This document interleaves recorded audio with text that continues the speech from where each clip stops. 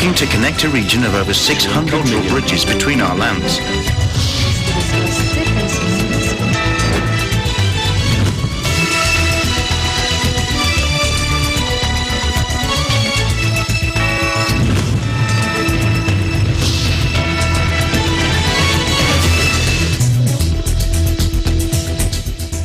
Hello, Malma Angeles. We're moving to the next stage of the pandemic, and as the world resets to the new normal, we find ourselves seeking the right balance between health and livelihood, constantly adjusting the boundaries between liberty and responsibility. Welcome to ASEAN in Focus. First, Interior Secretary Eduardo Año said President Duterte wants to talk with the police officers involved in the shooting incident that led to the death of 4 Army intelligence personnel in Jolo, Sulu. He, however, said details on the matter cannot be revealed for security reasons. Año said President Duterte has given instructions to make a full-blown investigation, and he also wanted to know what really happened. He added that the policemen involved have been already disarmed and currently restricted at the Sulu Provincial Police Office.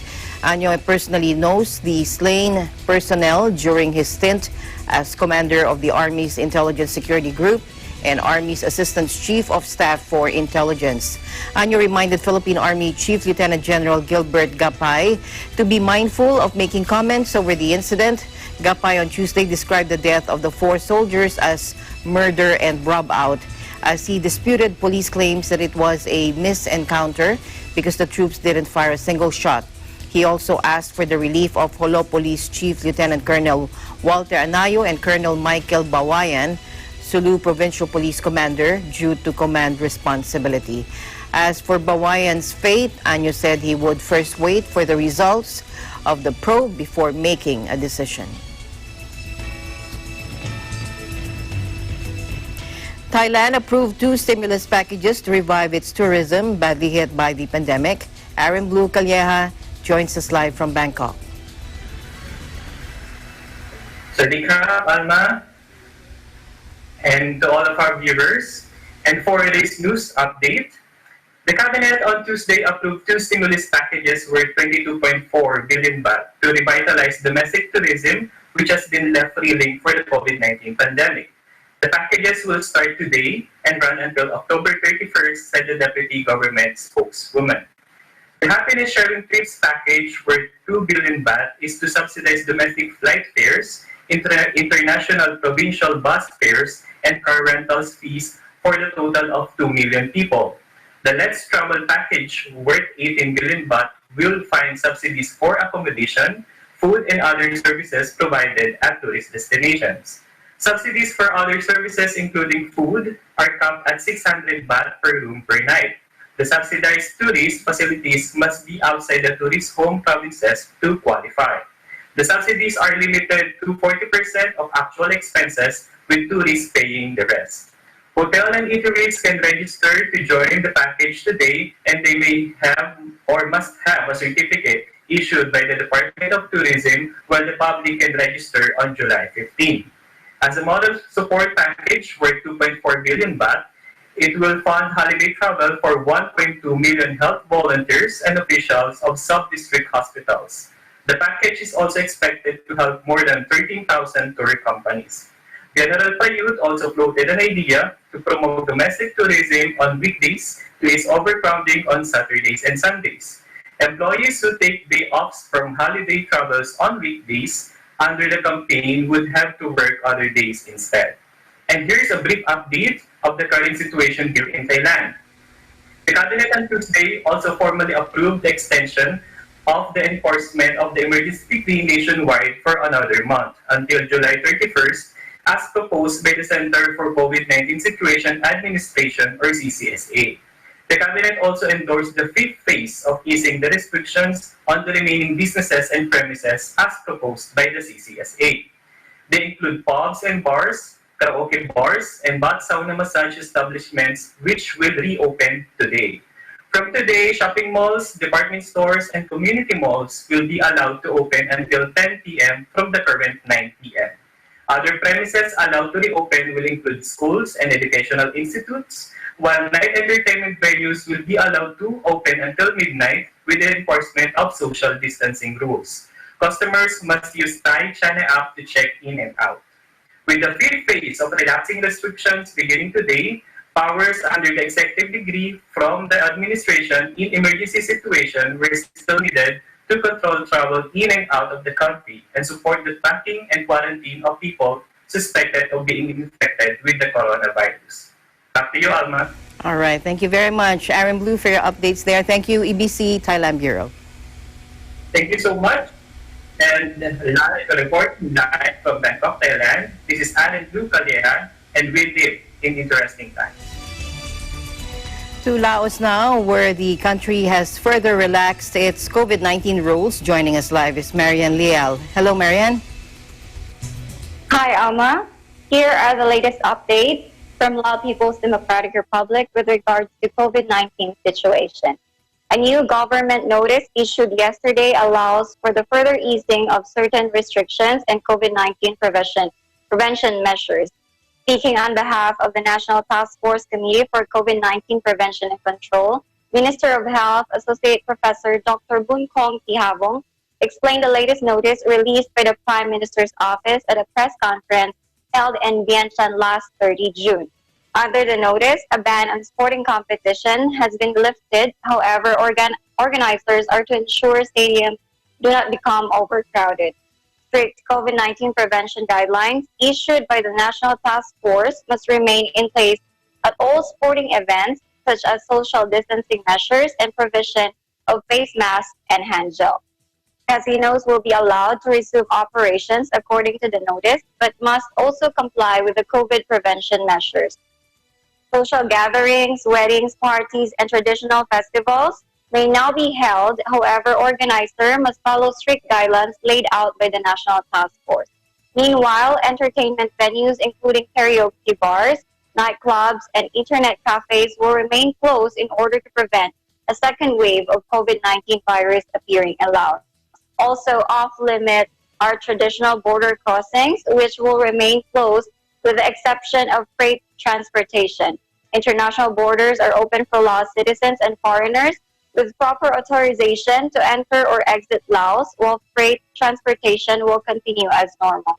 Tourist visas are not being issued for persons coming from or transiting through countries that remain affected by the COVID-19 virus. According to the notice, entry visas are to be issued only for diplomats, the staff of international organizations, business people, experts, and authorized foreign laborers. These visas must be approved by the Committee for COVID-19 Prevention and Control. The Prime Minister's office states under its notice that the relaxation of measures remain temporary, and if new cases are detected in the country, then the government will re-establish strict measures to limit the spread of the virus. The government of Laos initial declared victory over COVID-19 on June 11, following the discharge of all 19 confirmed cases from hospital with no new cases for 60 days. Back to you, Alma. All right. Thank you very much, Marian, for your updates there. Looking forward for more news from Laos. Thank you. Thank you for having me, Alma. Reporting live from Laos, this is Marian Liao. We live in interesting times. In Malaysia, police will track down overseas returnees who refuse to undergo their second screening for the coronavirus. That and more from our EBC correspondent in Kuala Lumpur, Ruby Tinawin. Hello, Ruby. Hello, Alma. Good afternoon. Good afternoon. Yes, for the latest news here in Malaysia, police will be mobilized to track down individuals who refuse to undergo a second screening on the 13th day of their home quarantine after returning from overseas, said Senior Minister Security Cluster Dato Sri Ismail Sabri Yaakob. Action could be taken against those found to have violated the home supervision and observation order under the Prevention and Control of Infectious Disease Act 1988. He also added that although they are allowed to be quarantined at home, there are standard operating procedures which they must adhere to, and that on the 13th day, they must undergo a second screening. And if found to be COVID-19 negative, then only their QR-coded tracking wristband will be removed.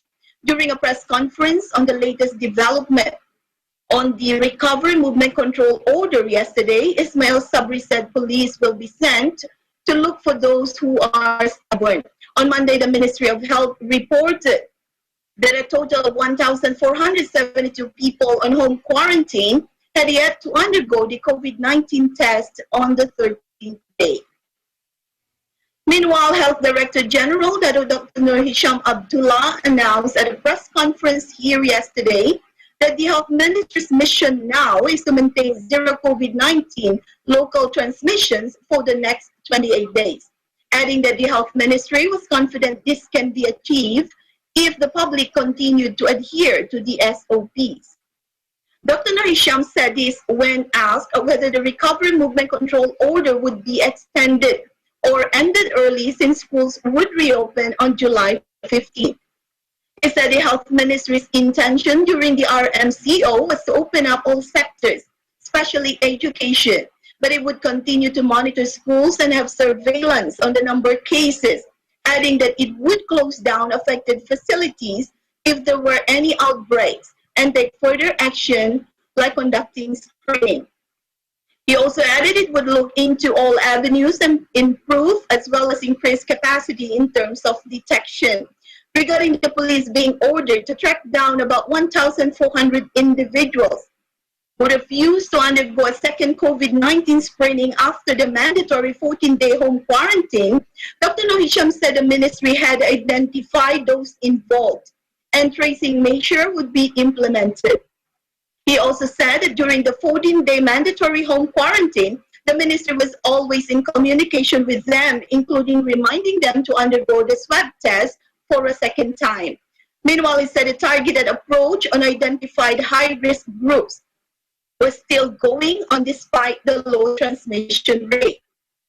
Now, in other news, a virologist has called for close tabs on a new strain of swine flu discovered in China, saying it has the potential to cause a pandemic.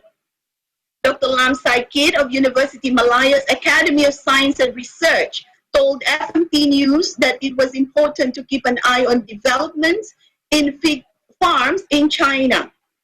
Although there has been so far no evidence of human-to-human transmission, adding there is always a chance of the virus mutating and later spreading among humans. Researchers in China have reported that the strain named G4 was highly infectious and that any immunity humans had gained from exposure to seasonal flu did not protect them from it. Lam noted that the virus, a descendant of the 2009 swine flu, had been shown to grow and replicate in human cells, and that blood tests on 338 people who worked with swine showed that 10.4% had antibodies against it, meaning they had been infected. However, he added that the evidence so far did not indicate the likelihood of a pandemic. Former Health Director General Dr. Muhammad Ismail American agreed and said pigs would need to be given special attentions once the World Health Organization confirms that the flu is indeed carried by swine. Azrul Muhammad Khalib, who heads the Gullen Center for Health and Social Policy, voiced confidence that Malaysia would be prepared to manage another pandemic.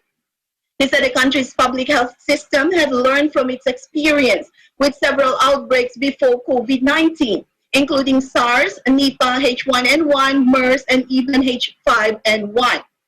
He pointed out that Malaysia's preparedness had been recognized by the Economist Intelligence Unit's Global Health Security Index even before the COVID-19 outbreak. The president of the Malaysian Medical Association, Dr. Gana Baskaran, told FMT he believed the world had become more vigilant against possible pandemics since COVID-19 and would keep an eye on G4. Back to you, Alma.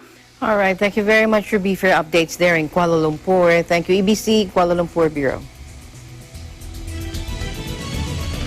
Live here in Kuala Lumpur, Malaysia, this is Ruby Tinawin. We live in interesting times. And let's get the latest updates in Vietnam. Joining us live is Charlene Navaja. Hello, Charlene. Hello, Alma. Good afternoon. Good afternoon. So here's the latest here in Vietnam. So there were reports about an Indonesian man working in Binh Duong province located in southern Vietnam tested positive for COVID-19 on Tuesday. Apparently, this is the country's first local transmission. He entered Vietnam via Tan Son Nhat International Airport in Ho Chi Minh City on March 11. Then he went to Binh Duong on his company's car. So from that date until June 29, he just traveled between his hotel and company, dropping by supermarket and rice stall for food. So last Tuesday, he traveled with a colleague in their company's car to a clinic in Thao Dien Ward, District 2 in Ho Chi Minh City for COVID-19 test before his flight back to Indonesia. So his test came back positive the same day, so he was immediately admitted to Binh Duong General Hospital. And so this morning, the Pasteur Institute in Ho Chi Minh City conducted tests by two methods. So the real-time and antibody test, and the test results turned negative.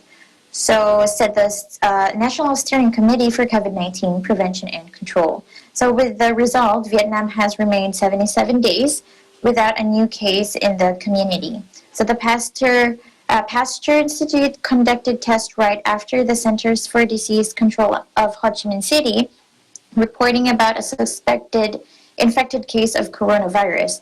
Health officials identified 145 people having contact with a suspected patient named AJI. So he works as a mechanical engineer in Kyong Bang Company in Bao Bang Industrial Park.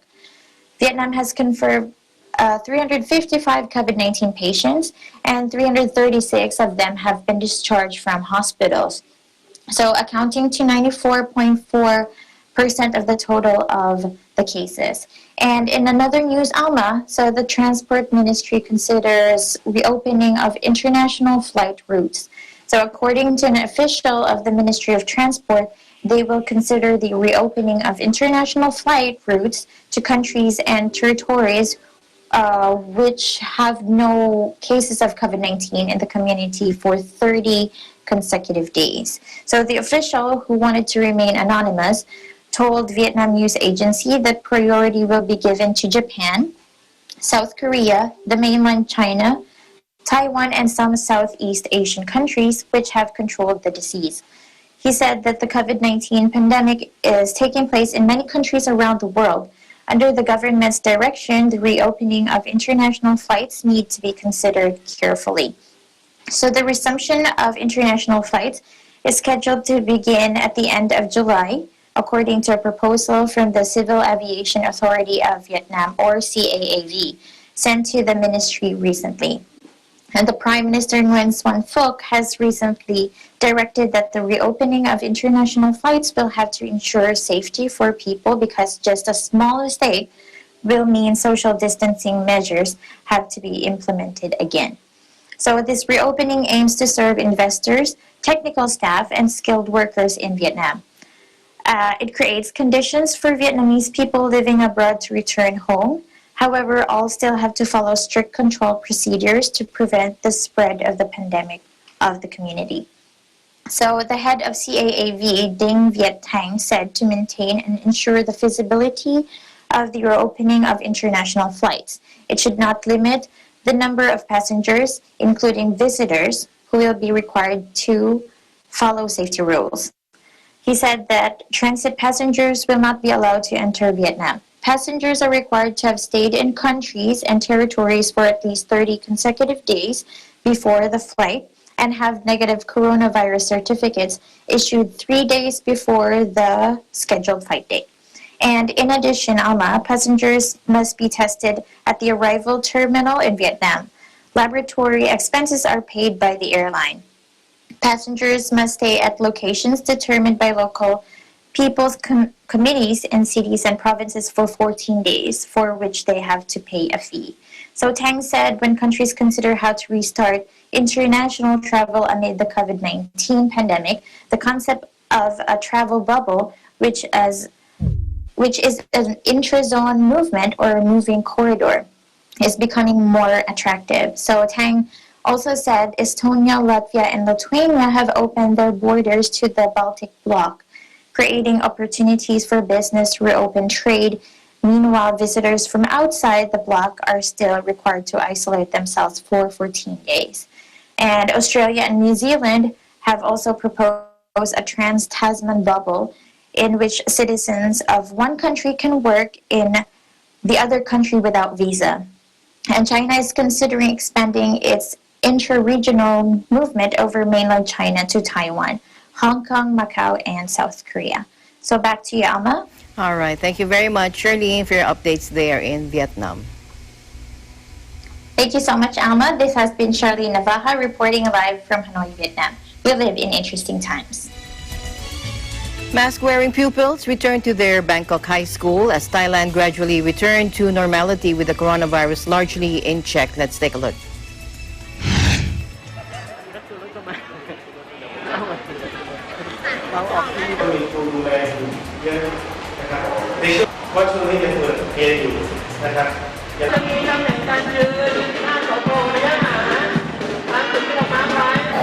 รู้สึกตื่นเต้นค่ะเพราะว่าหนูก็ไม่ได้เจอคนมานานแล้วด้วยแล้วก็บรรยากาศในห้องเรียนกับการเรียนในที่บ้านกับอินเทอร์เน็ตมันก็ไม่เหมือนกันมันก็รู้สึกว่ามันจะมีอะไรแปลกใหม่หรือเปล่า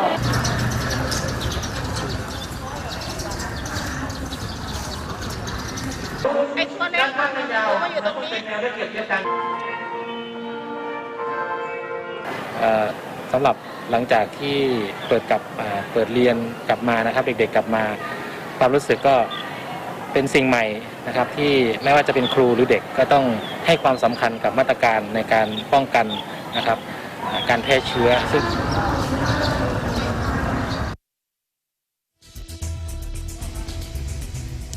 Prime Minister Nguyen Xuan Phuc has said that the consumer price index in the country must be controlled and grow by less than 4%. And the government is determined to boost the economy amid the pandemic. Joining us from Vietnam is Micah Gwyneth Apostol. Hello, Micah. Hello, Alma. Here's the latest news from Vietnam. CPI must be kept below 4% this year. Vietnam's CPI this year must be controlled and grow by less than 4%. And this is one of the tasks to develop the economy during the remaining months of 2020, Prime Minister Nguyen Xuan Phuc said on July 1.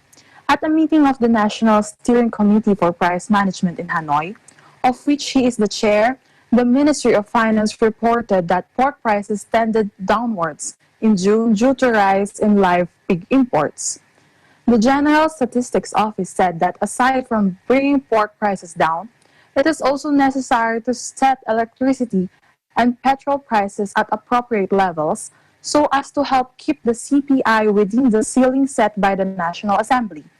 As the rise in the basic wage for cadres, civil servants, public employees, members of the armed forces and pensioners, initially slated for July 1, was delayed due to COVID-19. An increase to health service prices was also rescheduled, the office noted. The PM said the early containment of COVID-19 has created the conditions necessary for development, noting that the government is determined to boost economic development and obtain macro stability, an important target requiring ministries, sectors, and localities to have high levels of resolve. The country is still working to concurrently fight the pandemic and promote development, and it will absolutely prevent a second wave of infections, he said, pointing out that GDP growth was just 1.81% in the first half of 2020, the slowest first half pace in a decade. The Prime Minister made 4 requests for the remaining months of the year to promote economic development. He demanded that economic growth be as high as possible, noting that government targets growth of the 4% for the year, while social security must be ensured and unemployment minimized. The third task is to keep the CPI below 4%, which he said is critical in stabilizing exchange rates, which would subsequently help with investment attraction and job creation.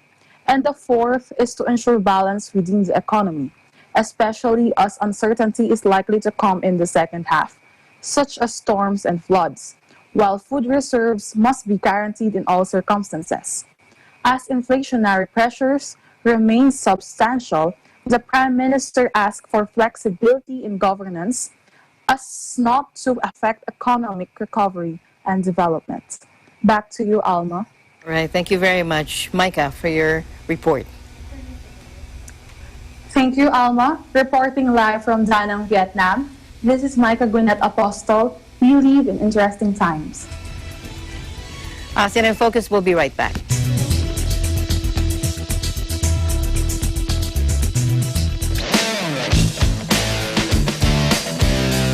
Patindi ng patindi at tuloy-tuloy ang pagpapakita ng galing ng ating mga TNG aspirants. Just too good to be true. It up, you came to get it wrong with a name, I should have drunk you back when I was a child. Abangan ng kanilang performances sa pinakamalaking talent competition sa buong bansa, Tagisan ng Galing.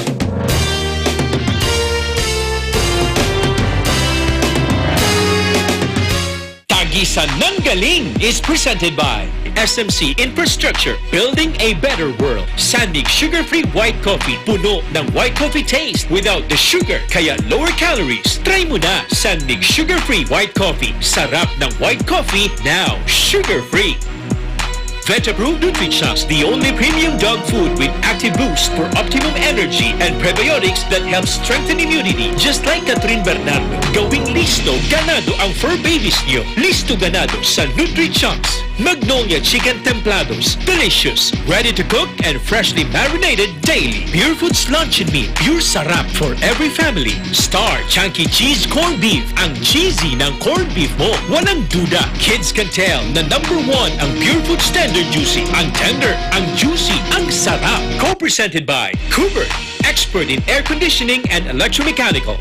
Also engaged in structural, electrical, fire protection, plumbing and sanitary services. Cooper, your ultimate MEPS and air conditioning solutions. Unlad Incorporated International, fight against global poverty. New San Jose Builders Incorporated. Canrib Corporation, your ventilation and air conditioning specialist. Vita Herbs Philippines Green Coffee, masarap, mabango, at healthy pa. Puerto Rico Resort and Convention Center, Cabiao, Nueva Ecija. I love Puerto Rico.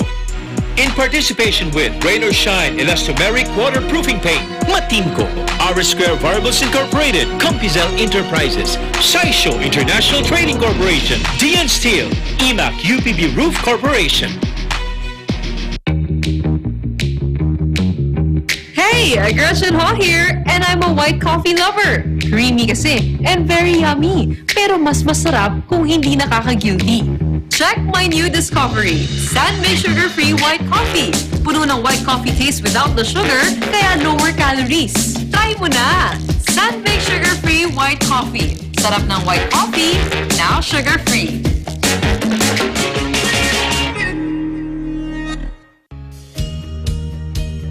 Skyway Stages 1 and 2, the elevated toll road system project, run from a section of the South Luzon Expressway from Alabang to Magallanes, Makati. The Skyway Stage 3 is an elevated expressway connecting the South Luzon Expressway through the existing Skyway Stages 1 and 2 to the North Luzon Expressway via Balintawak. Skyway Stage 4 is an 80-kilometer mixed elevated and at-grade toll road that will connect the existing Skyway system starting from the FTI section all the way to Bulacan. Listo at ganado ang baby ko sa vet-approved Nutrichunks with active boost and prebiotics na pampalisto. Made with real meat, with essential nutrients to help them grow healthy and happy. Listo, ganado sa Nutrichunks. Ikaw lang ang star ng buhay ko. Para sa akin, perfect ka. Ang cheesy ng corned beef mo. Pag Star Chunky Cheese Corned Beef, sarap ng corned beef, inangat pa ng real cheese cubes. Star Chunky Cheese Corned Beef.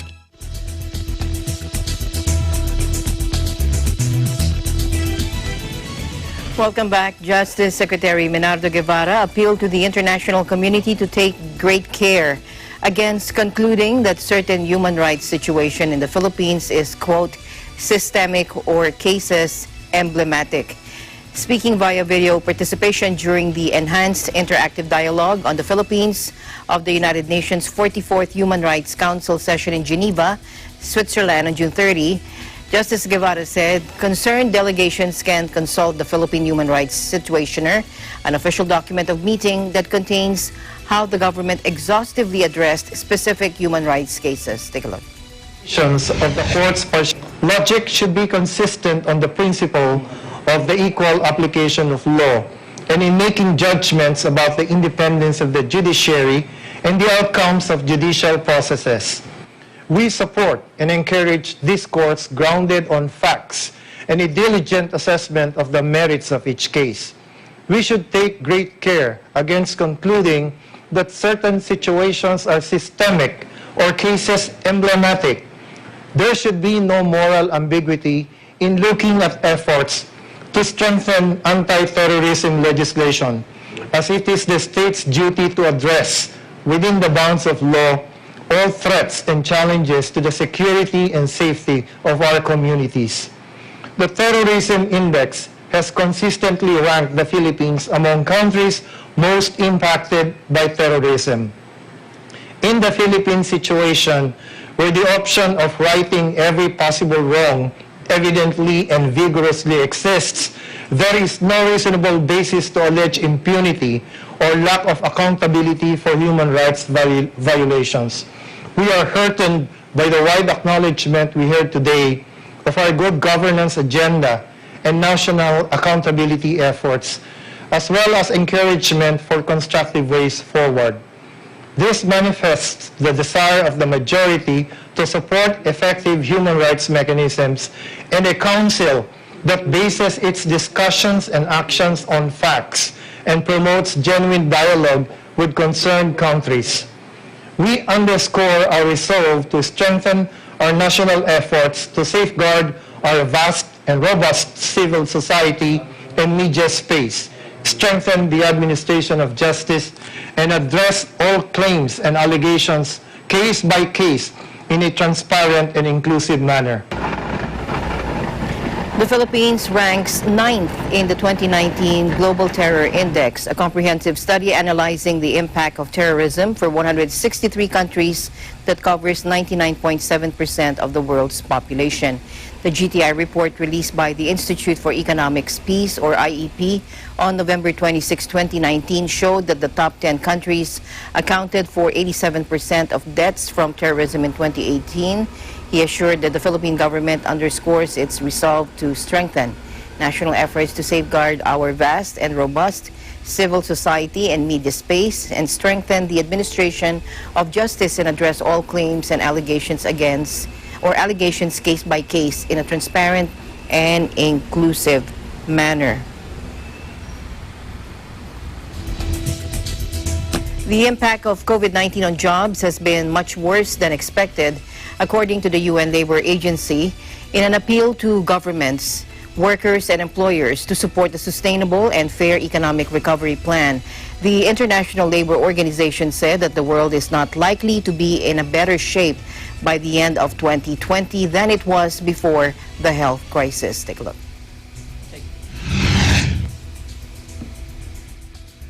But I think the first piece of news, and it's a bad piece of news, is that the situation is worse than we had previously estimated for the first half of this year, which is now coming to an end.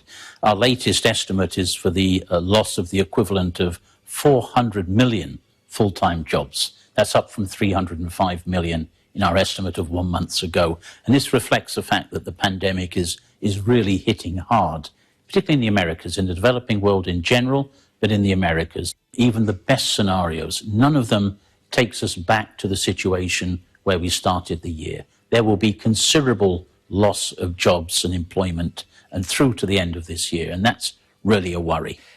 We take a particular look at the situation of women. Perhaps counterintuitively, most times when you get a downturn in the economy, women don't suffer as much as men. Men get shaken out of the labour market more quickly because they tend to work in sectors which are closely linked to the economic cycle. Different this time. Women are concentrated in the sectors which have been most hit by the pandemic.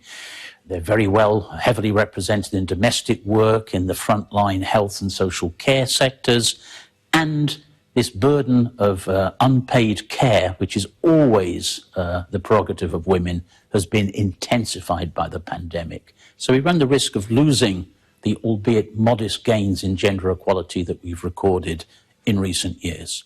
So how do we sequence and balance the health and the social economic policy responses to the pandemic? How do we sustain the enormous effort of stimulus that the world has put in up until this point as debt begins to rise?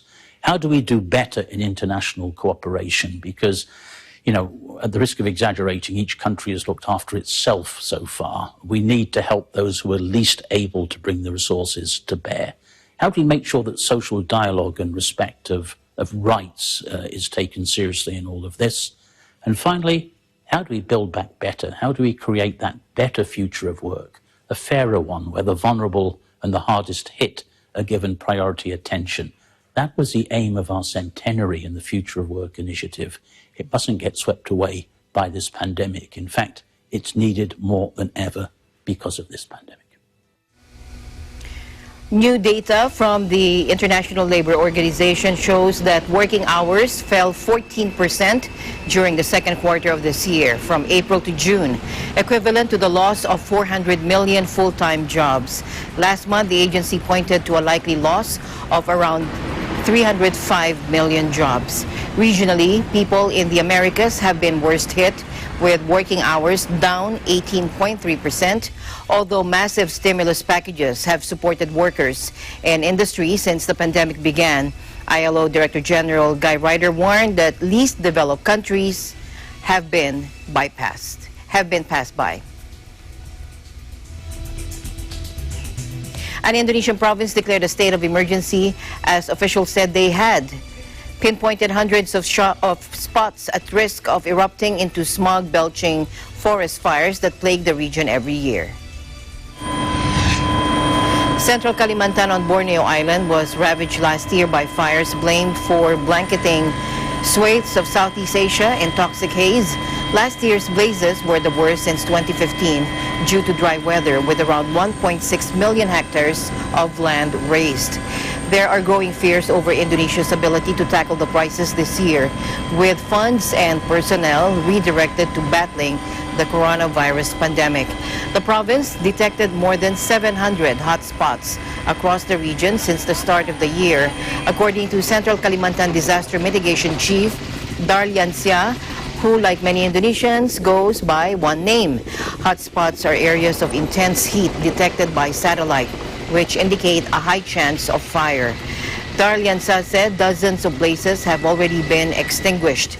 In May, the archipelago deployed tens of thousands of personnel and water-bombing aircraft to tackle the season's first fires, which are often intentionally set to clear land for agriculture, such as palm oil plantations. Firefighters have started cloud seeding, a technique that uses chemicals to induce rain, with operations set to last until the end of the dry season in September. The noxious haze from last year's fires spread forced school closures around the region and threatened the health of millions. They also sparked fresh concerns over the risk of carbon emissions from the blazes, aggravating global warming. Malaysia will file a lawsuit at the World Trade Organization over the European Union's plans to end the use of palm oil-based biofuels. According to a minister on Wednesday, the Southeast Asian country is the world's second biggest palm oil producer after Indonesia, and would be hit hard by the EU's plan to phase out its use in biofuels by 2020. European restrictions were discriminatory and risked throwing the livelihoods of 3 million people into disarray, according to Mohammed Khairuddin Aman Razali, the Malaysian minister overseeing the industry. Khairuddin did not say when Malaysia would take its action, which follows a similar WTO lawsuit filed by Indonesia last December. He added that Malaysia would also be involved as a third party in Indonesia's case. Palm oil is the world's most widely used vegetable oil and a key ingredient in a wide range of products from food to cosmetics. It is also Malaysia's largest agricultural crop. Environmentalists say it drives deforestation with huge swaths of Southeast Asian rainforest logged in recent decades to make way for palm plantations.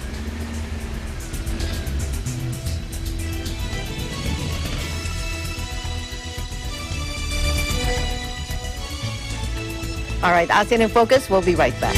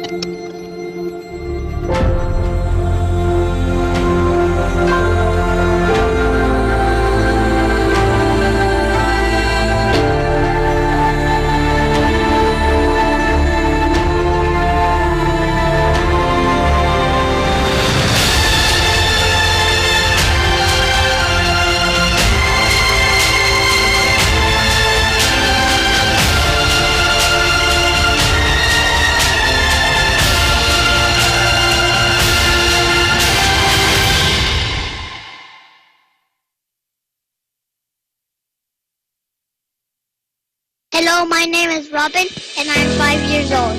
My mom and dad said many people are getting sick. That is why we have to stay at home. That is why I cannot go to school. I cannot play outside, and I cannot even visit my friends. We can only go outside if we visit the doctor, or if we need to buy some food. And when we get home, we have to wash our hands. While I'm at home, I do my homework, clean up my toys, help cooking our food, and help my parents with their work. Please stay home so we can all play together again. Bye!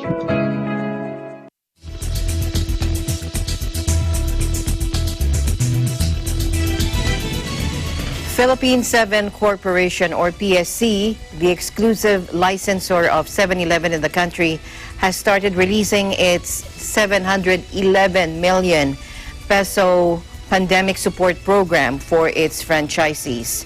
In a statement, the PSC said the program allows 7-Eleven franchisees to borrow money from PSP's credit line at zero interest to continue their operations amid the coronavirus pandemic. PSC President and Chief Executive Officer Jose Victor Paterno said, "We recognized immediately that the country's and the world's battle with COVID-19 would be long and painful, so the first thing we did was to request for bankers for an increase in our credit lines. Since the COVID-19 outbreak in the country early this year, 22% of its stores were closed in April, and the number of closed stores declined to 11% in May as the government began to relax lockdown measures in some areas of the country." Mr. Paterno said many of its stores are currently unprofitable, and the situation is expected to last until the end of the year. And finally, in our news, images released by NASA showed a minute of the epic time lapse of the sun that was captured non-stop for over a full decade by the Solar Dynamics Observatory, or SDO. Take a look. Time-lapse of the sun from June 2, 2010 until August 1 of 2010. Take a look.